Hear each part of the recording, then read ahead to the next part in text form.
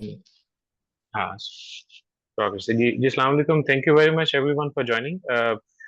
This is part 2 of our learning series. वैसे तो this is our 11th free session, लेकिन जो educational जो certification से related था, this is our second session. Certified Information System Auditor बहुत से लोग सीजा करना चाहते हैं, aspirants होते हैं, myself included as well. Um, uh, अच्छा, आई मीन आई हर्ड के मेरी आवाज ऑडिबल नहीं है अब. Rizwan, can you hear me? आपको मेरी जी जी आवाज आ रही? जी। ठीक है. I can hear you, I can hear you. मेरी आवाज जी जी. ऑडिबल है, क्लियर है? Yes, it's audible, so maybe something else okay on Atiq sir okay. on your side. ठीक है. So certified information system is one of the prime information system auditing, बल्कि कह लें कि one of the prime internal auditing certifications across the globe.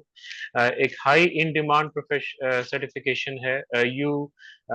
अगर आप जो है वो if you're aspirant, if you want to move to some Middle Eastern country or some other country as well, तो ये CIA हो गया, CISA हो गया, these are the certifications that they actually are the ones that create the difference. तो आपका CA या ACCA जो है वो तो शायद एक बेस क्वालिफिकेशन बन जाती है, बट सिजा, सीआईए, सीएफईज एक्सेट्रा हो गए, ये वो चेरी ऑन द टॉप है, ये वो सर्टिफिकेशन.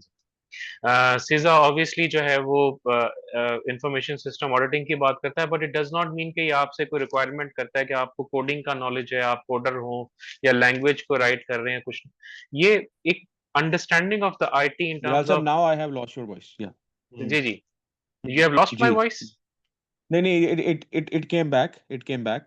जी जी, थैंक यू चलें फॉर ठीक है. The preamble. हाँ, yeah thank you for the perfect, ठीक है. Preamble. So yeah we have Rizwan with us. Rizwan जो है वो is a trainer as well, is a certified accountant भी हैं, CIA SISA भी हैं, और इसके अलावा ISO 9001 लीड ऑडिटर भी हैं, और ये पढ़ाते भी हैं. So over to you, Rizwan. Thank you so much for thank you giving जनाब। us this time. Please proceed. This is your session now. Thank you Bilal साहब। जी, बिस्मिल्लाहिर्रहमानिर्रहीम। थैंक यू बिलाल साहब for having me, and thank you all of you for joining on Sunday. I must say it's a lazy Sunday. ज़ाहिर है अब सभी थोड़ा-सा casual होते हैं, that's the spirit of it. But I would say कि जो वीकेंड्स होते हैं specially they come up with a very good opportunity, क्योंकि वीकडेज़ में तो ज़ाहिर है हम सभी प्रोफेशनल्स हैं, तो कम ही मौका मिलता है कि हम कुछ ज़्यादा फ़ोकस कर सकें on the learning and development side. But I think weekends are a very good time to focus on that, क्योंकि एक सर्टन टारगेट इंसान रख ले, साल 6 महीने 2 साल का, तो देन उसके बाद उसके काफ़ी अच्छे रिजल्ट्स जो हैं वो मिलते हैं। So coming to the agenda of our today's session, जैसे कि हमारे जो बिलाल भाई हैं, इन्होंने एक प्रियम्बल तो दिया। मैं उसको नॉट जस्ट उसमें ऐड करूँगा, बट जो रेलेवेंट या जो जितनी भी हम कह सकते हैं डिटेल्ड इन्फॉर्मेशन है वो आपके साथ शेयर करूँगा। So what we will do is that first we'll have a brief sort of presentation. It's not gonna be a long presentation. I don't want to sort of drag you into a long presentation. सब बहुत सारी meetings वैसे ही attend कर रहे होते हैं अपने-अपने weekdays पे। So it's gonna be a brief presentation, and then we can get quickly to the question and answer for some time, and then उसके बाद obviously if you would have any questions, तो आप मेरे साथ in person भी जो है वो कांटेक्ट कर सकते हैं। आई होप, क्योंकि ग्रुप में तो हम सभी हैं, सो आई होप मेरा नंबर होगा ही आपके पास, बट स्टिल मैं मेंशन भी कर दूंगा इन पर्सन, अगर कोई साथी जो है कांटेक्ट करना चाहे, गाइडेंस लेना चाहे, पूछना चाहे। So all of you are welcome. So the name of the qualification is Certified Information Systems Auditor, as you can see on the screen. अच्छा, अगर इसका जो नाम है उसको मैं थोड़ा-सा डाइसेक्ट करूँ, तो इसमें हम ये देखते हैं कि सर्टिफ़ाइड का वर्ड 1 मिनट के लिए आप छोड़ दें। So basically the qualification encompasses 2 elements, one is the information systems and one is the audit. So apart from parallel to the CIA qualification globally, the CISA qualification is also considered as a principal certification of the internal audit profession. जैसे अभी preamble में भी थोड़ी-सी हमारे साथ बात आई कि आपकी जो अपनी आप कह सकते हैं जो मेन क्वालिफ़िकेशन है वो कोई भी हो सकती है, एसीसी है, आईकैप है, एसीएमए है, आईसीएडब्ल्यू है, या इवन आपकी एकेडमिक क्वालिफ़िकेशन हो सकती है। सो वो जो आपकी मेन क्वालिफ़िकेशन है, जिसको आपकी प्रोफ़ाइल की हम प्रिंसिपल क्वालिफ़िकेशन कह सकते हैं, वो that is for everything. Basically, as an ACCA, as an ACA, as an ACMA, yeah, as an MBA, you can work in a bank, you can work in accounts, you can work in finance, you can work in internal audit, you can work in management roles. कोई भी role आप ले सकते हैं. But when it comes to specialization of the profession, so जो mainstream internal audit है, उसके लिए principal qualification CIA है, जो कि govern करता है Institute of Internal Auditors of United States, right? और information systems and technology IT audit की जो प्रिंसिपल सर्टिफिकेशन है globally, that is certified information systems auditor. अब अच्छी बात यह है सीसा के बारे में कि जब आप सीसा क्वालिफाइड होते हैं तो आप इंटरनल ऑडिट में भी इक्वली एक्सेप्टेबल होते हैं और आईटी ऑडिट में भी फिर आप इक्वली एक्सेप्टेबल हो जाते हैं, क्योंकि देन प्रोफेशन में आपको कंसिडर किया जाता है as a specialist of the subject. So it's obviously ये तो इट्स अ ग्रेट सिनेरियो, या आप कह सकते हैं कि आइडियल सिनेरियो ये होता है कि आप सीआईए एंड सीसा दोनों ही करें. बट ये है कि जो सीसा क्वालिफिकेशन है that comes up with the internal audit aspect, and obviously उतना डेप्थ में नहीं जितना सीआईए में, but still comes with the audit aspect क्योंकि उसके नाम में ऑडिट है. And then also comes up with the information systems aspect. Information systems की ऑडिट का, क्योंकि आई एम श्योर हमारे पास there is going to be a mix of participants जो कि करियर की या एक्सपीरियंस की मुख्तलिफ बैकग्राउंड या स्टेजेस से होंगे, कि जब हम ऑडिट की बात करते हैं बेसिकली तो जैसे हमारे सारे जो ऑर्गेनाइजेशनल ऑपरेशंस हैं, चाहे परचेज है, सेल्स है, एचआर है, मार्केटिंग है, इन्वेंट्री मैनेजमेंट है, सारे बिजनेस प्रोसेसेस जो हैं अब सब्जेक्ट टू ऑटोमेशन है, कहीं कम कहीं ज़्यादा, कुछ ना कुछ ऑटोमेशन जो है अक्रॉस द ग्लोब दुनिया में चल रही है. पाकिस्तान में हम लोग पीछे होते हैं, लेकिन स्टिल पाकिस्तान में भी इस चीज़ पे काफ़ी काम हो रहा है, हो चुका है, मज़ीद भी हो रहा है. ग्लोबली अगर आप डेवलप्ड कंट्रीज़ की बात करें, यूएस, यूके की, तो वहाँ तो हो ही चुका है, और गल्फ़ में भी बड़ी तेज़ी से इस तरफ जो है वो बात आगे जा रही है. सो जो कन्वेंशनल या मेनस्ट्रीम ऑडिटर है, अब उससे ये एक्सपेक्टेड है कि वो इंफॉर्मेशन टेक्नोलॉजी नॉट जस्ट के सिर्फ बेसिक टेक्नोलॉजी कि आप एक्सेल यूज़ कर लें या आप कोई basic for example window install कर लें, नॉट दैट. बट आप इंफॉर्मेशन सिस्टम्स को एक सर्टेन डेप्थ तक समझ सकते हो, जिसके कुछ कंपोनेंट्स हैं जो कि अभी आगे हम सेशन में देखेंगे भी. सो जब आपके बिजनेस प्रोसेसेस ऑपरेशंस ऑटोमेट हो रहे हैं, तो उसको ऑडिट जो करना है बेसिकली उसमें भी टेक्नोलॉजी की रिक्वायरमेंट आ गई है. सो बैकग्राउंड में ये मैं 2 चीज़ों के रेफ़रेंस से मैं ज़िक्र कर दूँ कि जब हम टेक्नोलॉजी ऑडिट एंड टेक्नोलॉजी का ज़िक्र करते हैं तो उसमें 2 एंगल्स हैं. एक एंगल उसमें है यूज़िंग टेक्नोलॉजी फॉर ऑडिट. मिसाल के तौर पे जैसे आप कोई ऑडिट सॉफ्टवेयर इस्तेमाल कर लें या डेटा एनालिसिस इस्तेमाल कर लें. अब ऑडिट आप किसी मेन बिज़नेस एरिया का फ़र्ज़ करें परचेज़िंग एंड पेएबल्स का ही आप कर रहे हैं, लेकिन उसमें आप हेल्प ले रहे हैं टेक्नोलॉजी की. एक एंगल ये है. दूसरा एंगल ये है कि आप टेक्नोलॉजी का ही ऑडिट करें बेसिकली. तो जो ये सीसा है बेसिकली वो दोनों चीज़ों में आपको हेल्प करती है, and it's the only qualification जो टेक्नोलॉजी का ऑडिट हम कैसे कर सकते हैं बेसिकली उस बारे में हमें बताती है. इम्पोर्टेंट चीज़ इसमें ये है कि जैसे इनिशियली भी बात हुई कि सीसा क्वालिफिकेशन को परस्यू करने के लिए ये ज़रूरी नहीं है कि आप खुद भी आईटी के बैकग्राउंड से आ रहे हों, क्योंकि मैं अगेन क्योंकि इसके नाम में ही बहुत सारी जो है वो डेप्थ है बेसिकली, कि अगर आप इसके नाम पे ही फ़ोकस करें, तो इसमें एक एस्पेक्ट ऑडिट का है, एक एस्पेक्ट इन्फॉर्मेशन सिस्टम्स का है. So it's the beauty of this qualification that both of these lines of profession converge into this qualification. कि लेट्स सपोज आप आईटी इंजीनियर हैं या आप सॉफ्टवेयर इंजीनियर हैं, आप डेटा एनालिस्ट हैं और आप आईटी बैकग्राउंड से आ रहे हैं लेकिन आपको ऑडिट नहीं आता, या other way around for example आप अकाउंटिंग या ऑडिट प्रोफेशनल हैं और आप इसमें आ रहे हो तो आपको ऑडिट की अंडरस्टैंडिंग तो है लेकिन आपको आईटी नहीं आती. So this qualification basically combines best of the both world. तो इसलिए अगर आप आईटी साइड से आ रहे हैं तो आपको ऑडिट का नहीं पता, और अगर आप ऑडिट साइड से आ रहे हैं तो आपको आईटी का नहीं पता या कम पता है बेसिकली. सो दोनों बैकग्राउंड्स के जो लोग हैं, ये उनके लिए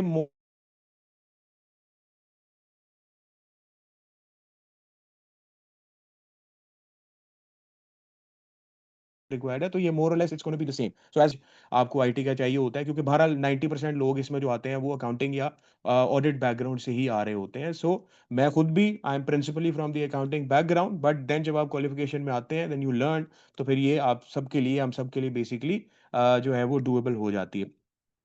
थोड़ा-सा अगर हम थोड़ा-सा हमने जो इंट्रो लिया उसमें उसी को आगे बढ़ाते हुए प्रेज़ेंटेशन में हम कुछ इंट्रो पे बात करेंगे, एग्ज़ाम डिटेल्स और एलिजिबिलिटी क्या है वो बात कर लेंगे, सिलेबस थोड़ा डिस्कस कर लेंगे और इसके फीस स्ट्रक्चर और रिकग्निशन को डिस्कस कर लेंगे। सो फ्लो में हैं हम।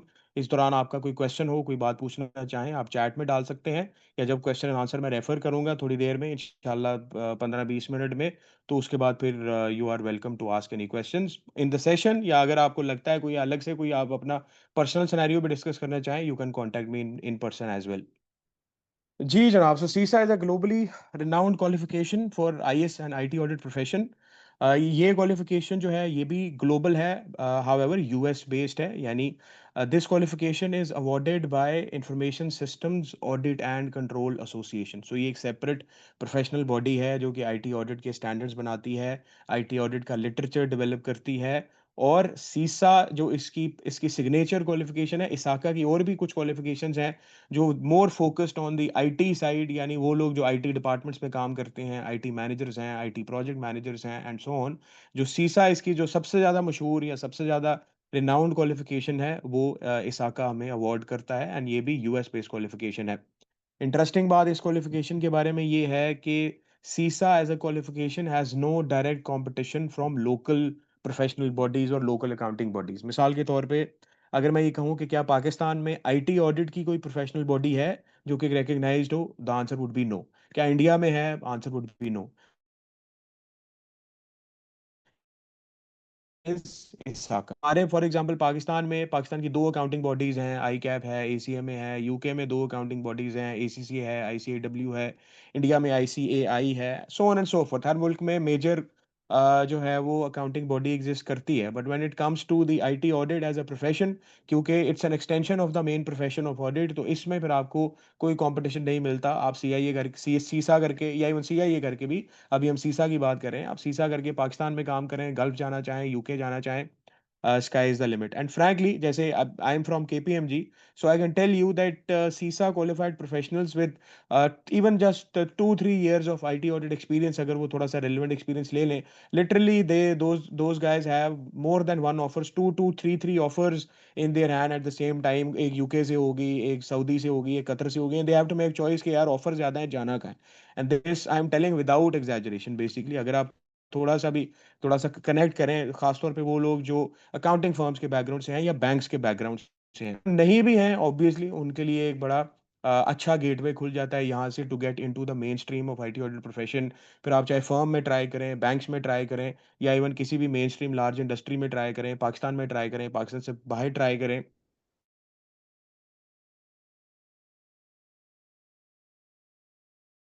Basically you are open, and तो बहुत सारे लोग कर चुके हैं without sort of naming anyone. ज़ाहिर है हर क्वालिफिकेशन की अपनी अहमियत है, बट आप कह सकते हैं कि अगर आप if you want to stand out from the crowd then definitely CISA is the go to qualification for that.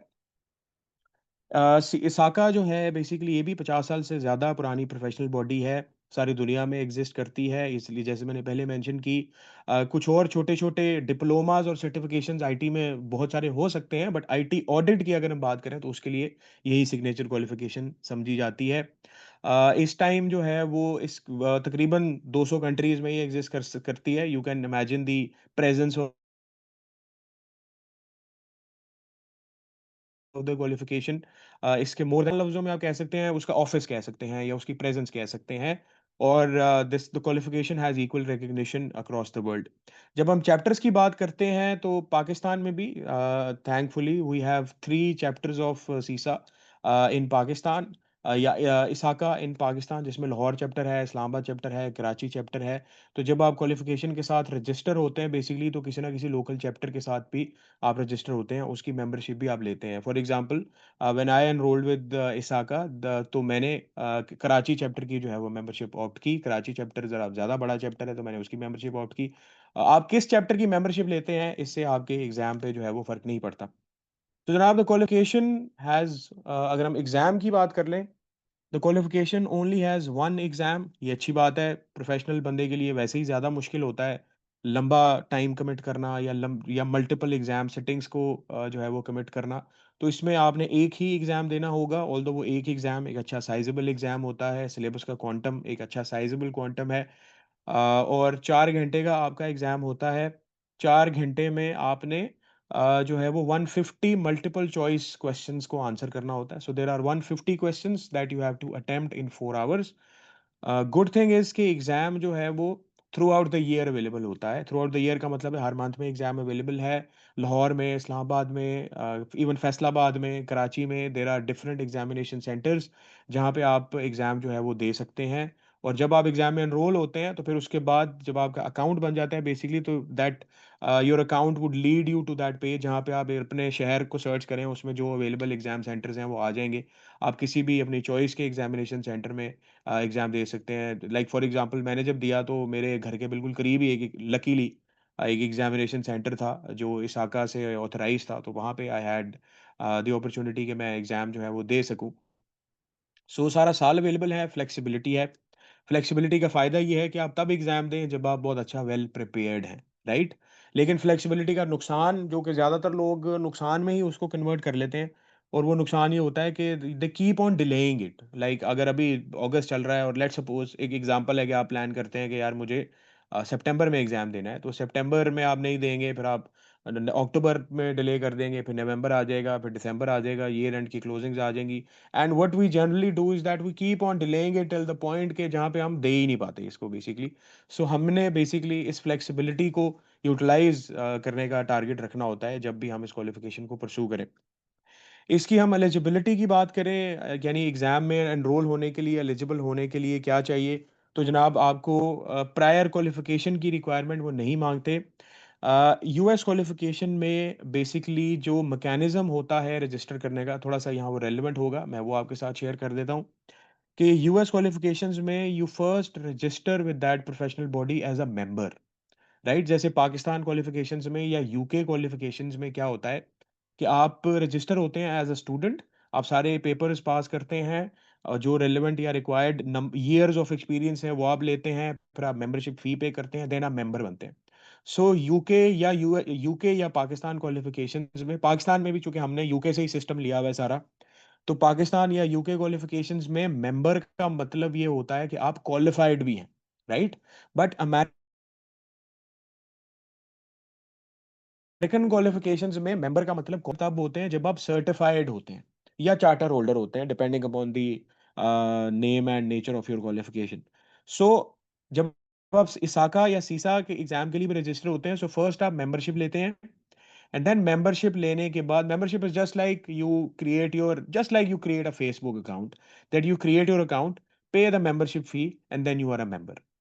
जब आप मेंबरशिप फी पे कर देते हैं, तो उसके बाद आप एग्ज़ाम में रजिस्टर होते हैं। Exam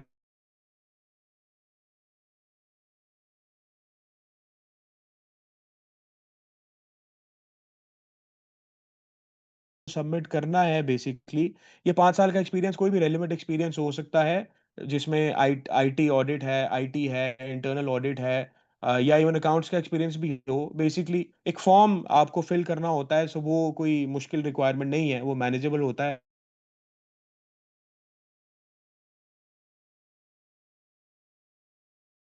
Main requirement basically is to get the certified status. Again, I would refer back to the name of the qualification. It is Certified Information Systems Auditor. So to get that certified status, आप 5 साल का experience जो है वो submit करते हैं, और इस 5 साल के ये 5 साल का एक्सपीरियंस आपका एग्जाम से पहले भी हो सकता है, और इसके अलावा कुछ पहले कुछ बाद में भी हो सकता है, सारा भी बाद में हो सकता है। लेकिन ज़ाहिर है जब जब तक आप वो 5 साल का एक्सपीरियंस उन्हें नहीं देंगे, आपको वो सर्टिफ़िकेट जो है वो इश्यू नहीं करते, सो ये इम्पोर्टेंट होता है। नॉर्मली प्रोफ़ेशनल लोग ही आते हैं, अक्सर अकाउंटिंग क्वालिफ़िकेशंस एंड बैकग्राउंड के लोग आ रहे होते हैं। सो जनरली एक्सपीरियंस सबके पास ही होता ही है। एंड अगर हम इसको थोड़ा-सा ये देखें कि ये सूट भी प्रोफ़ेशनल बंदे को या रिलेटिवली एक्सपीरियंस्ड बंदे को ही करती है। So if you are totally new और totally a fresher into the profession, तो शायद अभी फौरी तौर पे आपको करने की फ़ायदा तो है, बट लेकिन शायद उतना फ़ायदा नहीं होगा, जितना किसी ऐसे प्रोफ़ेशनल को होगा जिसका पीछे 3, 4, 5 साल का एक्सपीरियंस है। क्योंकि आप रेलेवेंट एक्सपीरियंस के साथ जब इसको टॉप अप करते हैं, तो राइट अवे आप एक मार्केटेबल प्रोडक्ट बन जाते हैं बेसिकली जॉब मार्केट की। सो क्वालिफिकेशन नहीं मांगते वो, entry is very simple, you just have to file the experience, and वो भी कोई इतना मसला नहीं है, I can guide that on individual basis when required. आपने मेन जो टारगेट है आपका वो एग्जाम पास करने का टारगेट होता है। हमारे पास एग्जाम में दोस्तों इसकी जो है बेसिकली 5 डोमेन्स हैं जो इसकी मैं बहुत ज़्यादा डिटेल में अभी नहीं जाऊँगा, क्योंकि वो थोड़ा-सा ज़रा आई थिंक थोड़ा-सा ज़्यादा लेंथी हो जाएगा, बट एक ओवरव्यू मैं ज़रूर आपको दूँगा कि इसका जो सिलेबस है उसमें हमारे पास 5 डोमेन्स हैं। There are 5 domains of the qualification, जिसमें सबसे पहले हमारे पास है information systems audit process. Then हमारे पास है governance and management of IT, information system acquisition, development and implementation, information system operations and protection of information assets. अब आप देखें, ये जो पांचों डोमेन्स हैं, ये किसी भी लार्ज ऑर्गेनाइजेशन में जो आईटी के ऑपरेशंस हैं, IT as a part of the organisation, IT as a business process जो है, ये पांचों पांचों जो डोमेन्स हैं, चलें पांचों में से पहली आप निकाल दें, जो ये चारों नीचे वाली जो डोमेन्स हैं, governance, development, operations and protection of assets, ये सारे जो कैनवस है आईटी का, बेसिकली ये उसको कवर कर लेती है। और जो फर्स्ट डोमेन है audit, that is related to the audit thing. So किसी भी ऑर्गेनाइजेशन में आपको आईटी के रेफरेंस से उसकी मैनेजमेंट और गवर्नेंस की ज़रूरत है। गवर्नेंस को आप कह सकते हैं कि आईटी के ऑब्जेक्टिव्स की सेटिंग है, आईटी के केपीआईज हो सकते हैं, आईटी क्या बिजनेस वैल्यू डिलीवर कर रही है, ये गवर्नेंस के थ्रू हम ऑर्गेनाइजेशन में इंश्योर करते हैं, जिसमें मुख्तलिफ कमेटीज आ सकती हैं, बोर्ड का रोल आ सकता है, मैनेजमेंट का रोल आ सकता है, एंड सो ऑन। इसी तरह अब ये तो गवर्नेंस है, governance is basically leadership of IT as a part of business. Then हमारे पास जो है, जब आईटी के ऑपरेशंस आपके पास हैं, तो आपने आईटी की एप्लीकेशंस डेवलप भी करनी है और मे बी कुछ सॉफ्टवेयर्स आप एक्वायर भी करेंगे। अब आईटी के एप्लीकेशंस को डेवलप करने की कुछ मेथोडोलॉजीज हैं, एक्वायर करने की कुछ कंसिडरेशंस हैं, उसमें क्या रिस्क्स हो सकते हैं, क्या इंटरनल कंट्रोल्स हो सकते हैं, ये हम information system acquisition, development and implementation में कवर करते हैं। इसमें हम कोडिंग में नहीं जाते। आईटी डेवलपमेंट का या सॉफ्टवेयर डेवलपमेंट का मतलब ये नहीं है कि हम कोडिंग पढ़ना स्टार्ट कर दें, बट आफ्टर द क्वालिफिकेशन आप इतने केपेबल हो जाते हैं कि आप किसी भी कोडर के साथ बैठ के, किसी भी डेवलपर के साथ बैठ के कंफर्टेबली डिस्कशन कर सकते हैं कि बेसिकली बिज़नेस नीड क्या है, कंट्रोल्स आपको क्या चाहिए और इसमें क्या रिस्क्स हैं। डेवलपर वाला काम डेवलपर का ही रहेगा। देन आपके पास आईटी ऑपरेशंस हैं, इंफॉर्मेशन सिस्टम ऑपरेशंस। मिसाल के तौर पे ऑर्गेनाइजेशन की जो है वो डिज़ास्टर की मैनेजमेंट कैसी है, ऑर्गेनाइजेशन में नेटवर्क कैसा है, कम्युनिकेशन टेक्नोलॉजी क्या इस्तेमाल हो रही है, ये हम आईटी ऑपरेशंस में सीखते हैं या आईएस ऑपरेशंस में सीखते हैं। एंड देन आखिर में हमारे पास है प्रोटेक्शन ऑफ इंफॉर्मेशन एसेट्स, आजकल का हॉट टॉपिक है। इसमें हम अभी नए सिलेबस, जो अब नया सिलेबस अब इम्प्लीमेंट हो गया है, उसमें हम एआई का व्यू भी लेते हैं, साइबर सिक्योरिटी को भी के एंगल से भी देखते हैं, एन्क्रिप्शन टेक्नोलॉजी की बात करते हैं। कैसे कोई भी ऑर्गेनाइजेशन अपने आईटी के पूरे इंफ्रास्ट्रक्चर को including hardware, software, processes, systems protect कर सकती है, प्राइवेसी मेंटेन कर सकती है। आजकल डेटा प्राइवेसी एक चैलेंज है, खासतौर पे डेवलप्ड कंट्रीज़ में, जहाँ पे बहुत स्ट्रिक्ट लॉज़ आ गए हैं या बहुत ज़्यादा इसको अहमियत दी जाती है। मिसाल के तौर पे यूरोप में, यूरोपियन यूनियन में जो लॉज़ हैं, उनको जीडीपीआरस कहा जाता है, जनरल डेटा प्रोटेक्शन रेगुलेशंस। मैं इस टाइम साउथ अफ्रीका में हूँ, आजकल एक ऑफ़िशियल असाइनमेंट पे। साउथ अफ्रीका में एक लॉ है जिसको हम पोपिया कहते हैं, protection of personal information act. तो ये एक पूरा कानून है जो एक्ट ऑफ पार्लियामेंट है। सऊदी अरेबिया में भी जो है वो पर्सनल इंफॉर्मेशन प्राइवेसी का कानून जो है वो इम्प्लीमेंट हो चुका है as part of their vision 2030। US में लॉज़ बहुत सख्त हैं, पाकिस्तान में अभी हम थोड़ा पीछे हैं, बट स्टिल लेजिस्लेशन है साइबर सिक्योरिटी के। या इसी तरह जो वेब स्पेस पे जो इश्यू आते हैं, उसके आईरोज़ इश्यूज़ हमारे सामने आते रहते हैं। So all of that now is very important consideration for any organisation. Now no organisation can consider that as unimportant. अगर किसी भी ऑर्गेनाइजेशन ने अपनी प्रेज़ेंस बनानी है, सोशल मीडिया प्रेज़ेंस रखनी है, बिज़नेस एक्सपैंड करना है, और मोस्ट इम्पोर्टेंटली हर ऑर्गेनाइजेशन को अब थ्रेट्स भी हैं because of different privacy and cyber attacks या different kind of attack. Cyber attack तो चले एक चीज़ है, मुख्तलिफ तरह के प्रॉब्लम्स लार्ज ऑर्गेनाइजेशंस फेस करती हैं। सो वो जो एरिया है वो हम डोमेन 5 जो है, जो कि सबसे बड़ी डोमेन है सिलेबस वाइज, उसको कवर करते हैं। 35% एग्जाम आपका इस आखिरी डोमेन से आता है। और ये सारा कुछ हम कनेक्ट करते हैं फिर ऑडिट से, क्योंकि इन सब चीज़ों को आप ऑडिट के लेंस से पढ़ते हैं कि अगर आप अपनी ऑर्गेनाइजेशन में इंफॉर्मेशन सिस्टम्स ऑडिटर होते तो आप गवर्नेंस को रिव्यू कैसे करते, डेवलपमेंट को और इम्प्लीमेंटेशन में क्या एरियाज ऑफ इंप्रूवमेंट आप आइडेंटिफाई कर पाते, ऑपरेशंस में आप कैसे वैल्यू ऐड करेंगे, एंड प्राइवेसी में क्या वीकनेसेस हैं जो कि आप आइडेंटिफाई कर सकते हैं। So the qualification makes you comfortably capable of working with mature IT professionals, right, while maintaining the vision and maintaining the objectivity and maintaining the independence that is required from an auditor basically। So ये एक बड़ा ज़बरदस्त blend है जो कि हमें किसी और क्वालिफिकेशन में नहीं मिलता। ये कुछ डिटेल है जिसमें हम इंफॉर्मेशन सिस्टम ऑडिटिंग में आईटी ऑडिट स्टैंडर्ड्स हैं, ऑडिट प्लानिंग है, डेटा एनालिटिक्स की डिस्कशन है, क्यूएआईपी ऑडिट का कैसे होता है, देन गवर्नेंस में आईटी की गवर्नेंस है, एंटरप्राइज आर्किटेक्चर बहुत सारों के लिए नई टर्मिनोलॉजी हो सकती है, एंटरप्राइज रिस्क मैनेजमेंट, आईटी के रेफरेंस से मैच्योरिटी मॉडल्स हैं, आईटी सर्विस प्रोवाइडर्स हैं, अगर आपकी फर्म ने आईटी सर्विसेज कुछ आउटसोर्स की हुई है, उनकी हैंडलिंग आप कैसे करेंगे, डेवलपमेंट में डेवलपमेंट मेथोडोलॉजीज़ हैं, टेस्टिंग मेथोडोलॉजीज़ हैं, कॉन्फ़िगरेशन मेथोडोलॉजीज़ हैं, पोस्ट इम्प्लीमेंटेशन रिव्यूज़ हैं, ऑपरेशंस में आपके पास आईटी के एसेट्स मैनेजमेंट है, नेटवर्किंग है, सिस्टम के इंटरफेसेस हैं, डेटाबेस की मैनेजमेंट है, डिज़ास्टर रिकवरी प्लानिंग्स हैं, बिज़नेस कंटिन्यूटी मैनेजमेंट है और प्रोटेक्शन में प्राइवेसी के प्रिंसिपल्स हैं, physical and logical data privacy considerations and methodologies हैं, डेटा की क्लासिफिकेशंस हैं, डेटा एन्क्रिप्शन मेथोडोलॉजीज़ हैं, वेब बेस्ड जो है वो कंट्रोल्स हैं, इसके अलावा टेस्टिंग है सिस्टम्स की। तो ये चीज़ें अब ज़ाहिर है ये कुछ टेक्निकल टर्मिनोलॉजीज़ हो गई, इसलिए मैं ज़्यादा डिटेल में अभी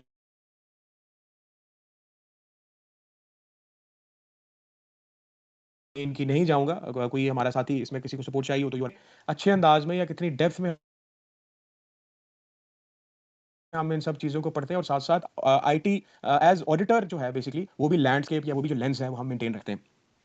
अब एक यहाँ पे क्वेश्चन आ सकता है बेसिकली कि यार किसके लिए ये क्वालिफ़िकेशन जो है वो सूटेबल है? तो जनाब ये क्वालिफ़िकेशन हर उस इंडिविजुअल के लिए सूटेबल है जो ऑडिट में काम कर रहा है, चाहे इंटरनल ऑडिट में, चाहे एक्सटर्नल ऑडिट में या ऑडिट में आप काम करना चाहते हैं। अब आप यूँ कह लें कि इवन अगर आप इंटरनल ऑडिटर भी हैं, तो अब एज़ इंटरनल ऑडिटर भी आपसे ये एक्सपेक्ट किया जाता है कि एक certain level of knowledge of technology and systems आपके पास हो। तो वो तभी होगा जब उसके लिए आपके पास रिक्वायर्ड जो प्री-रिक्विज़िट है वो पूरा हो, which is the main qualification. बहरहाल एक्सपीरियंस से हम कुछ चीज़ें पैचेज़ में कुछ यहाँ से, कुछ वहाँ से वो सीख सकते हैं। बट जो नॉलेज या जो स्किल सेट एक प्रॉपर सर्टिफिकेशन ऐड कर सकती है, वो थोड़ा यहाँ से, थोड़ा वहाँ से पैचेज़ में सीखने में हम नहीं कर पाते। सो अगर आप अकाउंटिंग या ऑडिट प्रोफ़ेशनल हैं, बैंकिंग प्रोफ़ेशनल हैं या सिर्फ़ आईटी प्रोफ़ेशनल हैं, अभी आप ऑडिट में हैं ही नहीं, तो भी आपके लिए जो है एक बड़ा अच्छा एवेन्यू बन जाता है कि अगर आप आईटी प्रोफ़ेशनल हैं, तो आईटी ऑडिट का एवेन्यू खुलता है और अगर आप ऑडिट प्रोफ़ेशनल हैं, तो आईटी ऑडिट का एवेन्यू खुलता है। So it goes both ways for both sides of professionals जैसे कि मैंने शुरू में एक्सप्लेन किया। मैं स्पेशली एड्रेस करूँगा जो ख़ास तौर पे हमारे बैंकिंग प्रोफ़ेशनल्स हैं, banks are now more like technology companies with license of banking, right? So banks में इसकी बहुत ज़्यादा कंसिडरेशन है, रिकॉग्निशन है और यूटिलिटी है अक्रॉस द ग्लोब। आपके पास पाकिस्तान में अगर आप बैंक में काम करके बाहर मूव करना चाहें तो राइट अवे आपको बड़ी अच्छी अपॉर्चुनिटीज़ मिलती हैं। इसी तरह मैं अब ख़ास तौर पे उनको एड्रेस करूँगा जो एक्सटर्नल ऑडिट बैकग्राउंड से। सो एक्सटर्नल ऑडिट में अब तो एक्सटर्नल ऑडिट के स्टैंडर्ड्स भी हैं। एक्सटर्नल ऑडिट वाले एक्सटर्नल ऑडिट स्टैंडर्ड्स को समझते होंगे कि एक्सटर्नल ऑडिट में क्योंकि एक्सटर्नल ऑडिटर का फोकस होता है टू स्टेटमेंट, राइट? इसी बात पे आपने अपना ओपिनियन देना है। बट जो फाइनेंशियल स्टेटमेंट में मटेरियल में स्टेटमेंट हो सकती है या नहीं, उसके पीछे आप उस बिज़नेस प्रोसेस को देखते हैं जिससे मिसस्टेटमेंट क्रिएट होती है। अब बिज़नेस प्रोसेसेस चूँकि आईटी पे डिपेंडेंट हैं, so now weaknesses in IT business processes can also lead to material misstatements in the financial statement. तो अब IT risk with reference to misstatement in financial statement भी आप देख रहे होते हैं। ये थोड़ा-सा मे बी मुश्किल हो जाए उन साथियों के लिए जो ये बात को यकीनन समझ गए होंगे। और तीसरा मैं एड्रेस करूँगा जो हमारे दोस्त हैं इंटरनल ऑडिट कम्युनिटी के कि यार हम सब लोग जैसे मैं भी इंटरनल ऑडिट प्रोफेशनल हूँ, तो हम सब लोग बेसिकली इंटरनल ऑडिट में तो हमारा पार्ट एंड पार्सल है ही बिज़नेस प्रोसेसेस, उनके रिव्यू, उनकी कंप्लायंसेस और वो वीकनेसेस जो कि आईटी सिस्टम्स एंड प्रोसेसेस के रेफरेंस से भी आ सकते हैं। चाहे वो IT as a business process हो या कोई और बिज़नेस प्रोसेस हो उसमें आईटी वाला एंगल हो। So basically it covers all aspects. Now moving forward recognition के रेफरेंस से ही कि आजकल जो है बहुत सारे लोग हमारे ज़ाहिर है पिछले 2-3 सालों में हमारे काफ़ी लोगों ने रुख किया मुल्क से बाहर अपॉर्चुनिटीज़ के लिए गल्फ़ की साइड पे या बहुत सारे लोग इमिग्रेशन की प्रोसेस में हैं। वो एक अलग डिबेट है कि उसके मेरिट्स डीमेरिट्स क्या हैं बट वो एक करियर गोल या लाइफ़ गोल बहुत सारे हमारे साथियों का हो सकता है। सो अगर आप मुल्क से बाहर जाने में इंटरेस्टेड हैं कनाडा, यूएस, ऑस्ट्रेलिया में so this can definitely be a very good add on कि वहाँ लैंड करने के बाद आपको अच्छी खासी हेल्प मिल जाती है to land a reasonable and to land a good job क्योंकि आप जो भी क्वालिफिकेशन पहले से लिए हुए हैं ऑब्वियसली उसको यूटिलाइज करके आप अपना इमिग्रेशन वगैरह प्रोसेस कर रहे हैं बट रिकग्निशन इश्यूज बहुत हैं मिसाल के तौर पे आई कैप मेंबर्स के लिए रिकॉग्निशन का मसला आता है, यूके में, कनाडा में, ऑस्ट्रेलिया में, एसीसीए मेंबर्स का भी कुछ हद तक मसला आता है। बट अगर आप इसाका की क्वालिफ़िकेशन लेते हैं जो कि यूएस बेस्ड है, जो कि ग्लोबल है, तो फिर आप कहीं भी जाएँ, आपको रिकॉग्निशन का मसला नहीं आता। ऐसा नहीं है कि इसकी आपने कोई इक्विवेलेंस लेनी होगी या ब्ला, ब्ला, ब्ला, जिस तरह के कई तरह के मसाइल में फेस करने पड़ते हैं। I know quite a few ICAP members, यहाँ पाकिस्तान में आईकैप मेंबर्स हैं, कनाडा गए बट वहाँ प्रॉब्लम्स आए, फिर eventually they have to do all they have to come from all the way back and do Canadian chartered accountancy to get into the system. तो system accept नहीं कर रहा होता because of so and so issues जिसमें इस तरह के मसाइल आते हैं। सो if you have a qualification that is recognised right away, तो फिर आपको ये जो रिकॉग्निशन और एब्जॉर्प्शन के इश्यूज़ हैं किसी भी सिस्टम में, किसी भी कंट्री में, किसी भी जुरिस्डिक्शन में, वो फिर आपको नहीं आते। So it's a very helpful tool, चाहे आप डायरेक्ट रिलोकेशन करना चाह रहे हैं या ये है कि आप वहाँ जाके कोई प्लान जो है वो करना चाह रहे हैं। फ़ी स्ट्रक्चर पे आ जाएँ, तो फ़ी स्ट्रक्चर इसका मॉडरेट है, बहुत ज़्यादा नहीं है। लेकिन आप कह सकते हैं कि थोड़ा-सा आप कह सकते हैं कि प्राइसी में भी लग सकता है, लेकिन frankly the kind of qualification it is and the kind of recognition you get basically it's totally a worthwhile investment. इसमें मेंबरशिप फ़ी है, प्रोफेशनल मेंबरशिप $145 और वेरिएबल लोकल चैप्टर फ़ी होती है। जैसे पाकिस्तान में मैंने बताया कि आपके जो है वो लाहौर, इस्लामाबाद, कराची चैप्टर है, तो उसमें $10 से $25 और एक एक टेंटेटिव फीस हो सकती है। ये प्लस माइनस $5-10 इसमें ऊपर-नीचे भी हो सकते हैं डिपेंडिंग अपॉन क्या फीस जो है वो चल रही है, लेकिन ये नॉमिनल ही होती है। मिसाल के तौर पे जब मैंने मेंबरशिप ली थी तो उस टाइम भी ये डिफरेंसेस थे, लाहौर का कुछ और था, कराची का कुछ और था। And then exam fee remains the same. आप पाकिस्तान से रजिस्टर हों, पाकिस्तान से बाहर से रजिस्टर हों, मेबी अभी कुछ पार्टिसिपेंट्स हमारे ऑलरेडी पाकिस्तान से बाहर बैठे हों, सो आप जहाँ भी हैं आपकी exam fee would remain the same. So in a way आपका जो ये एक्सपेंस है फिर 2 इंस्टॉलमेंट्स में हो जाता है कि पहले आप मेंबरशिप फी दे दें एंड देन जब भी आप एग्ज़ाम देना चाहें, आप एग्ज़ाम जो है वो दे सकते हैं। और इसमें ये भी है कि अगर आप फ़र्ज़ करें आप लाहौर में हैं, पाकिस्तान में हैं, मिसाल के तौर पे और आपने एग्ज़ाम लिया और बीच में आप मुल्क से बाहर चले जाएँ, तो आप वहाँ एग्ज़ाम दे दें। तो कोई प्लेस रिस्ट्रिक्शन बेसिकली नहीं है। इसाका कहता है कि आप पेपर पास कर लें बस, और अगर आप पेपर पास करते हैं तो you are good enough of a professional, क्योंकि बहरहाल पेपर पास करने के लिए एक सर्टेन लेवल ऑफ एफर्ट चाहिए। और इट डज़न्ट मैटर कि आप पाकिस्तान में थे तो अब आप अमेरिका में या यू फ़र्ज़ करें सऊदी में पेपर क्यों दे रहे हैं, या आप सऊदी में थे तो अब आप यूएई में पेपर क्यों दे रहे हैं, and so on and so fourth. So exam is available round the year everywhere. Exam की और इम्पोर्टेंट एक बात बता दूँ, आप सबको गोशगुज़ार कर दूँ कि एग्ज़ाम फ़ी का भी सीन ये है कि लेट्स सपोज़ अगर आप आज एग्ज़ाम फ़ी पे करें, तो आपके पास 12 कैलेंडर मंथ्स हैं एग्ज़ाम में अपीयर होने के लिए। मिसाल के तौर पे अगर मैंने आज 17 अगस्त है और आज मैंने एग्ज़ाम फ़ी दी है, तो मैं अगले साल 16 अगस्त तक एग्ज़ाम दे सकता हूँ। तो ये भी बड़ा अच्छा सीन है कि अगर क्योंकि नॉर्मली इंसान तभी मेहनत करता है जब उसको थोड़ा-सा वो प्रेशर फ़ील करें। अगर आप बहुत रिलैक्स हों तो आप नहीं you keep on delaying it basically. So let's suppose अगर मुझे ये एग्ज़ाम देना है तो मैं ये करूँगा कि मैं फ़ीस दे दूँ, सो दैट कि मैं बाउंड हूँ, मुझे पता है कि मैं ये कॉस्ट बेयर कर चुका हूँ। हाँ, मेरे पास टाइम की फ्लेक्सिबिलिटी है, तो मैं सेफ मार्जिन रख के let's suppose 6 months from now, 5 months from now, 3 months from now, depending upon fees देते हुए मैंने कितनी तैयारी की हुई है, मेरे आगे लाइफ़ सिनेरियोज़ क्या हैं, उसको एक बेस्ट एंटिसिपेट करके मैं एक डेट ले लूँ। तो उससे क्या होगा कि मुझे पता है कि मेरा सर्टेन डेट पे सर्टेन टाइम के बाद मेरा एग्ज़ाम है and I feel bound by it, और फिर मेरे पास एक टारगेट है जिसको मैंने चेज़ करना है। तो मैंने भी यही मेथोडोलॉजी, यही अप्रोच फ़ॉलो की थी। एक 60-70% प्रिपरेशन करके and then I followed that date and then अल्हम्दुलिल्लाह, अल्लाह का शुक्र है कि फर्स्ट अटेम्प्ट में I qualified. So obviously you can also do the same if you want to. So that was the main stuff with reference to the qualification. Now जनाब over to you guys. आपके कुछ questions हो तो बिल्कुल आप पूछ सकते हैं। कुछ पे नहीं पूछना तो you can contact me in person. My number is also there on the screen. जी दोस्तों। जी, so thank you so much Rizwan. मैंने the audience can unmute themselves और वो क्वेश्चन पूछ सकते हैं जो भी पूछना चाहें। इन द मीन टाइम जो है वो we have a question from Daim. अगर रिजवान आप चैट में जाके क्वेश्चन देख लें और फिर उसका रिस्पॉन्स कर जी लें जी जी। Please. Okay, I think Daim has asked a question related to the material. Um okay. Basically, Daim is asking about the material and the right approach for the exam and a software for mock or simulation. जी, it's a good question. अच्छा देखिए, material जो group में है ना, वो I think बहुत सारा है, मतलब टू बी ऑनेस्ट मैंने तो सारा वन बाय वन उस तरह मैंने नहीं देखा।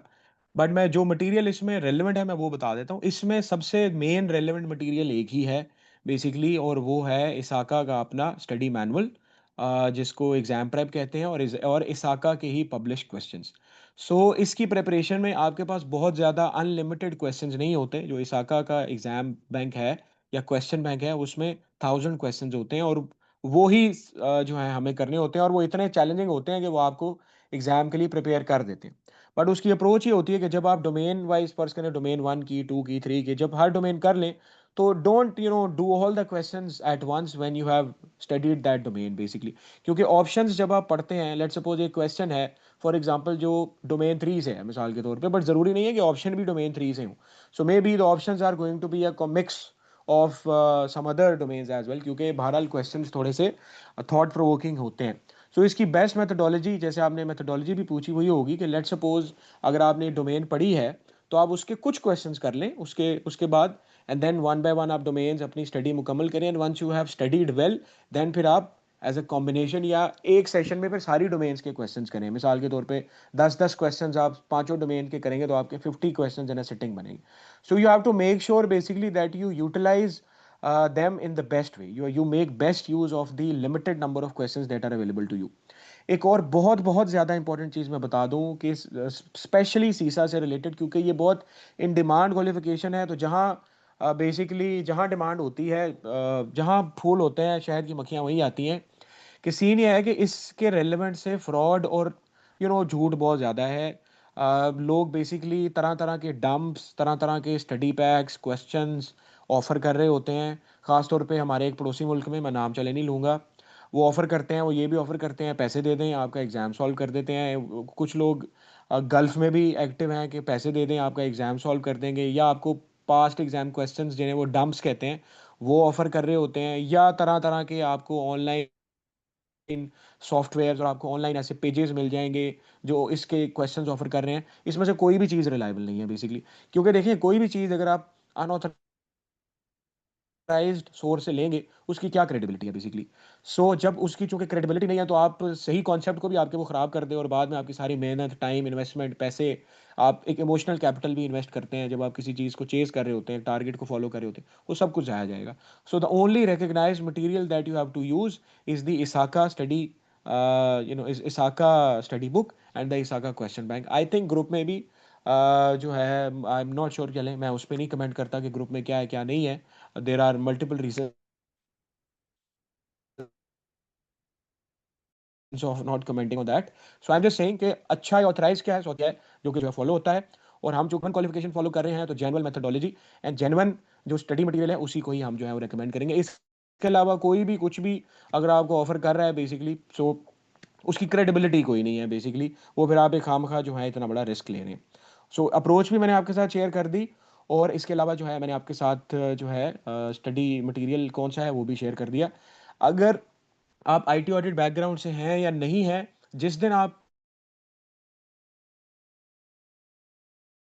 प्लान करें मुझे सीसा करना है, कम से कम अपने आप को, अगर आप बहुत ज़्यादा मसरूफ़, तो कम से कम अपने आप को 4 से 6 माह का टाइम ज़रूर दें।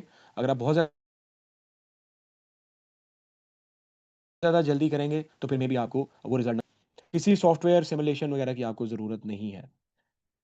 ओके जी। देन हमारे पास अच्छा क्वेश्चन अगर आप माइक खोल के पूछ लें, तो वो ज़्यादा इंटरैक्टिव रहेगा, but chat is also fine, equally good. Then question है जी हमारे पास कि पासिंग मार्क्स क्या हैं? अच्छा, मैं अ, स ग्रुप से रिलेटेड थोड़ा-सा बता दूँ कि हमारे इस पे जो है वो ऑफ़िशियल रिव्यू मैनुअल जो है ना, वो सीसा का ऑफ़िशियल जो है मैनुअल है, वो इस पे हुँ, अपलोडेड हुँ, है, 28th ज़बरदस्त, एडिशन जो है वो।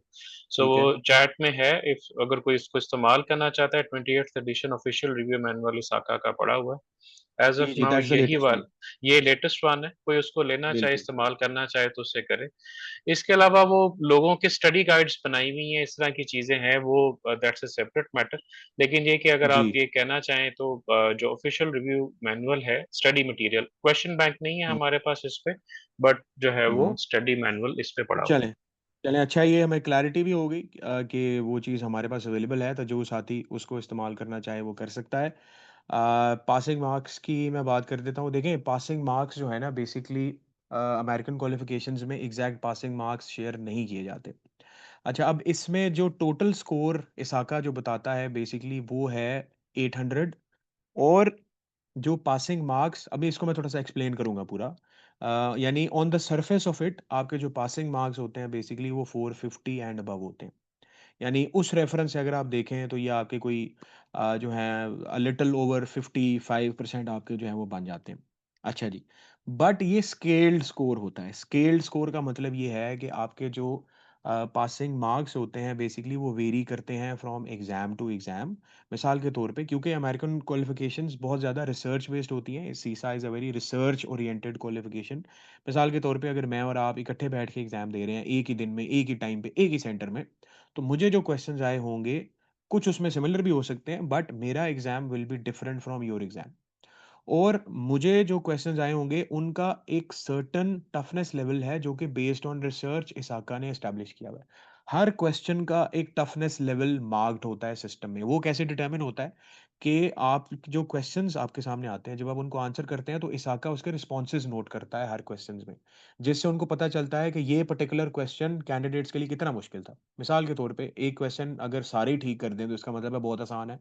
एक क्वेश्चन सारे ही या क्लियर मेजॉरिटी गलत कर दे, तो इसका मतलब है ज़ाहिर है वो बहुत मुश्किल है। So what they do is that they create a balance paper, जिसमें टफनेस लेवल थोड़ा-सा ऊपर-नीचे होता है। हर एग्ज़ाम में कुछ क्वेश्चन्स ऐसे होते हैं जो मार्क्ड नहीं होते, जिनके नंबर नहीं लग रहे होते। फ़र्ज़ करें आप वो गलत भी करते हैं तो आपके नंबर नहीं कटेंगे। लेकिन हमें नहीं पता होता कि वो कौन से हैं, जो हमने ज़ाहिर है सारे ठीक ही करने हैं इंशाल्लाह। सो उन क्वेश्चंस को इसाका प्योरली रिसर्च के लिए इस्तेमाल कर रहा होता है। So based on this research आपके एग्ज़ाम का एक टफनेस लेवल है। उस रेफरेंस से आपके पासिंग मार्क्स थोड़े बढ़ भी सकते हैं, थोड़े कम भी हो सकते हैं, बट जो स्केल स्कोर इसाका कहता है दैट इज़ 450 और अबव। यानी इसका आसान लफ्ज़ों में आप मतलब समझ लें कि जो भी कैंडिडेट फेल होता है, उसके जो जब उसको ईमेल आती है उसके नंबर्स की, तो वो 450 से कम उसके नंबर होते हैं बेसिकली। इसका मतलब है 450 से ज़्यादा जिसका स्केल स्कोर है वो पास है। लेकिन अगर अब हम मैं प्रिपरेशन पॉइंट ऑफ व्यू से मैं बात करूँ, सो मैं जो इसमें सजेस्ट करता हूँ वो ये है कि जब आप अपनी प्रैक्टिस में 70 टू 80% नंबर ले रहे हैं, यानी ओवर, जब आप 75% एंड अबव रीच कर जाते हैं प्रैक्टिस में, देन आई से कि yes now you can consider yourself as exam ready. क्योंकि अगर मैं सिर्फ 450 को रखूँ सामने, तो हम समझेंगे कि बस यार 55% नंबर लेने हैं तो ये तो काम सीधा हो गया। ऐसा नहीं है। सो इसलिए जो प्रैक्टिस में हमें टारगेट रखना चाहिए दैट इज कि हम 75% और अबव जब हम प्रैक्टिस में अचीव कर रहे हैं, तो इसका मतलब है कि yes now we can consider ourselves as exam ready. और ये 75% and above obviously unseen questions, यानी वो क्वेश्चंस जो अभी आपने प्रैक्टिस में नहीं किए, और आंसर देखे बगैर ऑफ कोर्स आपने उनको आंसर करना है। अगर आप रिपीटेड कर रहे हैं, एक सवाल किया हुआ था पहले और प्रैक्टिस में वही दोबारा किया, तो आंसर याद आ जाता है, फिर तो आप ठीक ही करेंगे। तो ऐसा 75% नहीं, ओरिजिनल से जेन्युइन 75% जो आप प्रैक्टिस में अचीव करें, so that's what you have to target. जो उनकी मेथोडोलॉजी है पास या फेल की, वो स्केल स्कोर की मेथोडोलॉजी है, जैसे कि मैंने आपको बता दी। देन क्वेश्चन है अतीक साहब का कि कितने क्वेश्चंस आंसर करने चाहिए 150 में से? जनाब देयर इज़ नो चॉइस, आपने सारे क्वेश्चंस ही आंसर करने होंगे। ऐसा नहीं है कि आप कुछ छोड़ सकते हैं या कुछ चॉइस बेस्ड क्वेश्चंस हैं। ऐसा नहीं है। आपको सारे ही क्वेश्चंस जो हैं वो आंसर करने होते हैं। So that's how it is. जी जनाब ये वाला।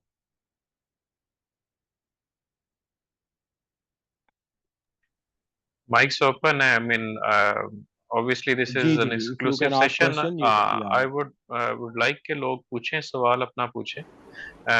इसकी रिकॉर्डिंग भी बाद में अपलोड कर दी जाएगी। जी, हाँ, जी, इंशाल्लाह बिल्कुल, बिल्कुल। मेरी आवाज़ आ रही है? ठीक, बात करो। जी, आ रही है। हल्की आ रही है, थोड़ा-सा अगर आप लाउड अच्छा, अच्छा। ऐड कर मेरा सकें तो। क्वेश्चन ये था कि आपका प्रोफ़ेशनल एक्सपीरियंस है से हुँ, बैंकिंग सेक्टर और आप मेरे ख्याल से आई प्रेज़्यूम कि आप टेलीकॉम सेक्टर में, तो how much that hmm. Comes into account preparation के लिए? कि हम लोग क्योंकि बीइंग बैंक में भी सीधा के यूटिलाइज़ेशन होती है, मेरा थोड़ा डाटा एनालिटिक्स वाली साइड पे है और इंटरनल ऑडिट से भी है। ठीक है। और तो जी। वो how much that comes into action कि अगर मैं इसको यूज़, मेरा प्रीवियस एक्सपीरियंस अच्छा। हुँ, कितना जी, जी। मुझे सपोर्ट कर सकता है मेरी इसकी प्रिपरेशन में और पासिंग में?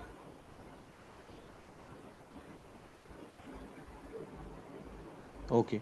आपकी आवाज़ कंट्रोल्स, रिस्क मैनेजमेंट, कंप्लायंस या ऑडिट, क्या इन चारों में से कोई भी चीज़ शामिल है? नहीं, मैं बस ये पूछना चाह रहा था कि हाउ मच मेरा एक्सपीरियंस जो है, प्रीवियस एक्सपीरियंस मुझे सपोर्ट हुँ, करेगा मेरी इसकी प्रिपरेशन के लिए और पासिंग के लिए। ओके। देखें, अगर तो आपका रेलेवेंट एक्सपीरियंस है, क्योंकि इस पे आपने कमेंट नहीं किया, या शायद मैं सुन नहीं सका, आवाज़ भी हल्की थी। आई एम फ्रॉम अगर इंटरनल तो आपका audit, banking sector internal audit, okay, okay, okay. चलें जी, बिल्कुल, बिल्कुल, बिल्कुल विद सही। फिर बिल्कुल फील्ड हेल्प ऑफ करेगा। Data analytics. Hmm. Okay, okay, I got it, I got it. बिल्कुल आपको हेल्प करेगा जनाब, बिल्कुल आपको हेल्प करेगा जब आप इसको परस्यू करते हैं। तो जैसे हमने देखा कि हमारी जो पहली डोमेन है वो तो है ही ऑडिट के बारे में। तो अब अगर मैं आपसे ये कहूँ कि भई ऑडिट रिस्क क्या होता है, या रिस्क बेस्ड इंटरनल ऑडिट क्या होता है, या ऑडिट प्लान क्या होता है, या ऑडिट कमेटी क्या होती है, तो obviously you would be aware of that. तो इसका मतलब है कि वो वाला डोमेन आपका किसी हद तक, हम आप कह सकते हैं कि is taken care of to an extent. But जो आईटी साइड की चीज़ें हैं, डोमेन 3, 4, 5 स्पेशली, और कुछ डोमेन 2 भी, उसमें आपको जो है थोड़ी एफर्ट रिक्वायर्ड होगी। इसी तरह हमारे वो लोग जो प्योरली आईटी साइड से हैं, उनकी डोमेन 3, 4, 5 किसी हद तक टेकन केयर ऑफ है, बट उनके लिए डोमेन 1 एंड 2 बिल्कुल नहीं होगी। और अगर वो आईटी से भी हों, तो ऐसा नहीं है कि वो डोमेन 3, 4, 5 में बिल्कुल यानी as it is copy paste कर सकते हैं अपना knowledge. They have to adapt to the nature and style of the qualification. And वैसे भी ये चीज़ें जब हम देख रहे होते हैं, तो ऑडिट के लेंस से देख रहे होते हैं, तो वो एक इंस्टिंक्ट्स आपको डेवलप करनी पड़ती हैं। आप समझ सकते होंगे कि जो ऑडिट में नहीं होते, जब उनको ऑडिट वाला एक माइंडसेट या पर्सपेक्टिव डेवलप करना हो, तो वो उसमें थोड़ा-सा टाइम लगता है, उसपे एक सर्टेन एफर्ट लगती है। सो येस, आपकी बात का प्रिंसिपली आंसर ये है कि प्रीवियस एक्सपीरियंस बिल्कुल हेल्प करता है, but at the same time चूँकि नई क्वालिफ़िकेशन है, इसमें जो अमाल्गमेशन है आईटी और ऑडिट की दोनों है, तो बहरहाल there are quite a few areas जो कि आपको एक्सप्लोर करने होंगे, जिस पे थोड़े-से एफर्ट करनी होगी या उनको देखना होगा। सो एक रीज़नेबल एफर्ट ज़रूर चाहिए होगी, बट प्रीवियस एक्सपीरियंस हेल्प ही कर रहा होगा। जी सर। क्वेश्चन ये है कि I have 3 years experience in accounting, will it be okay, considered required experience? Okay. अच्छा देखिए, it it it can be considered required experience in a sense कि जब आप एक्सपीरियंस अपना फाइल करते हैं ना बेसिकली, तो व्हाट दे डू, आपके पास एक फॉर्म होता है जिसमें ये पांचों डोमेन्स लिखी होती हैं, और आपने 5 में से 3 डोमेन्स, आपने ये क्लेम करना होता है कि 5 में से 3 डोमेन्स पे आपने काम किया हुआ है। So you just have to tick कि आपने किस-किस डोमेन को टच किया हुआ है। तो अगर किसी भी एंगल से आपने उस पे कुछ को टच किया हुआ है, तो you can just tick it of, and it can be considered as a relevant experience, provided कि आपका वो एक्सपीरियंस जो है, आपका जो सुपरवाइज़र है उसको साइन ऑफ कर दे। सुपरवाइज़र में आपका लाइन मैनेजर हो सकता है, डिपार्टमेंट हेड हो सकता है, एंड सो ऑन। सो इसलिए एक्सपीरियंस जब आप क्लेम करते हैं, तो उसमें ऐसा इतना कोई मसला नहीं होता उसको फाइल करने में। अगर आपका मिलता-जुलता एक्सपीरियंस भी है, तो वो आपका एक्सेप्टेबल हो जाता है। अच्छा, एक और इम्पोर्टेंट चीज़ यहाँ मैं बता दूँ कि अगर आप एसीसीए मेंबर हैं, तो बीइंग एसीसीए मेंबर आपको 2 साल का एक्सपीरियंस एग्ज़ेम्प्ट भी हो जाता है बेसिकली। मैक्सिमम एग्ज़ेम्पशंस जो कि डिफरेंट क्वालिफ़िकेशंस की इसाका देता है, वो maximum exemption from 5 years, maximum exemption up to 3 years आपको मिलती है। तो अगर आप एसीसीए मेंबर हैं, तो 2 साल का एक्सपीरियंस रिक्वायरमेंट वैसे ही आपका एग्ज़ेम्प्ट हो जाता है, और आपको 3 साल का क्लेम करना होता है कि मुझे 3 साल का एक्सपीरियंस जो है मैं फ़ाइल कर रहा हूँ। तो ये भी एक फैसिलिटी जो है वो कुछ क्वालिफ़िकेशंस के लिए अवेलेबल है। अभी हमारे पास पाकिस्तान में जो सेट ऑफ क्वालिफ़िकेशंस अवेलेबल हैं, उसमें अभी सिर्फ़ एसीसीए के साथ ये फैसिलिटी अवेलेबल है बेसिकली। जी, दोस्तों।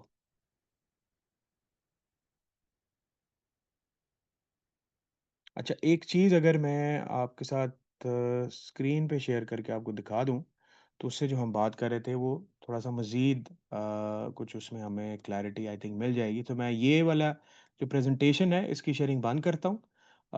वो एक फ़ाइल आपके साथ शेयर करता हूँ, एंड देन उसके बाद कोई क्वेश्चन हो तो हम ले सकते हैं, एंड अदरवाइज़ हम सेशन को कंक्लूड कर सकते हैं अच्छा, अकॉर्डिंगली, अच्छा, जिस सो तरह ये हमारे एक और पार्टिसिपेंट्स क्वेश्चन की इस पे, ज़रूरत हो। जी, इस पे एक और इन्होंने जी। क्वेश्चन किया है कि MBA exemptions in experience. I don't think कि कोई एमबीए की एग्ज़ैम्पशन है एक्सपीरियंस से related, but if there is तो जी। प्लीज़ आप शेयर नहीं, कर दें। एमबीए हैज़ नो exemptions जी। MBA any qualifications has no उसमें एग्ज़ाम्पल या एक्सपीरियंस में ओके। देखिए, एग्ज़ाम में तो कोई एग्ज़ाम्पशन नहीं है किसी की भी। एक्सपीरियंस में एमबीए को एग्ज़ाम्पशंस जो हैं वो अवेलेबल नहीं है। जी, स्क्रीन विज़िबल है बिलाल साहब? जी, इट्स विज़िबल।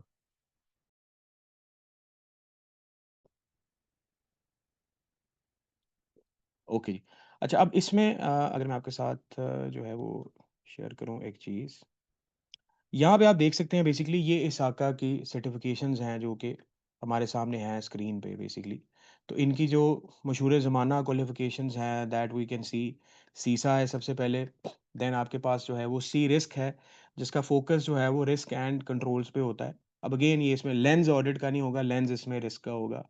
इसी तरह प्योरली एक IT manager not IT audit manager, IT manager की रिक्वायर्ड स्किल सेट है, तो वो सर्टिफाइड इंफॉर्मेशन सिक्योरिटी मैनेजर में कवर अप हो रहा होता है, जो आईटी सिक्योरिटी देखता है बंदा।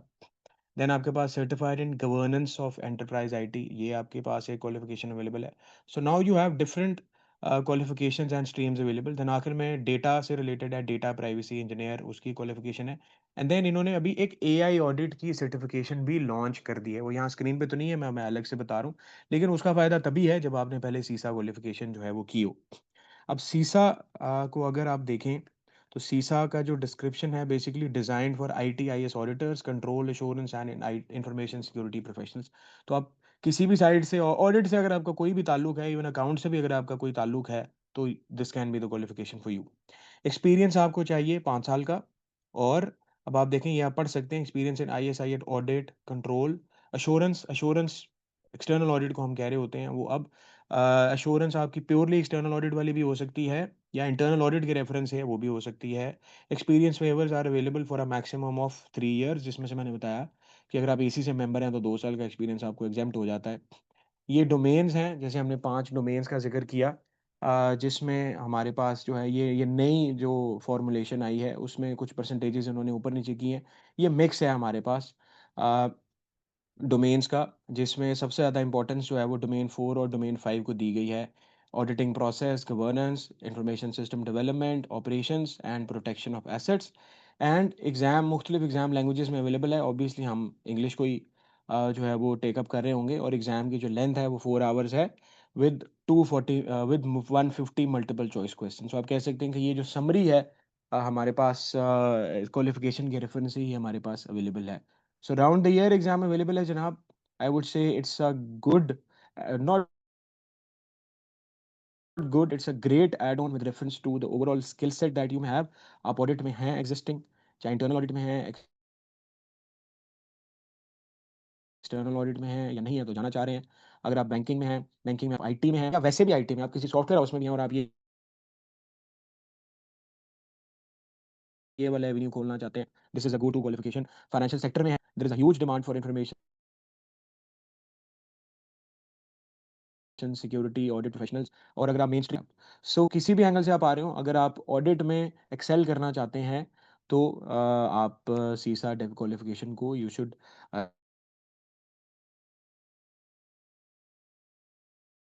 Definitely go for it. जी दोस्तों, कोई क्वेश्चन वगैरह हमारे साथियों का हो तो यू आर मोस्ट वेलकम। अभी कोई सवाल ज़हन में ना आए, बाद में आप पूछना चाहें, तो भी आप यू आर इक्वली वेलकम, आप पूछ सकते हैं।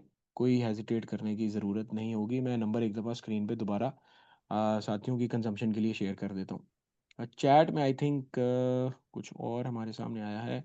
नहीं, देयर इज जी, कोई और या क्वेश्चन नहीं है जी, चैट में, there is no okay other okay, question.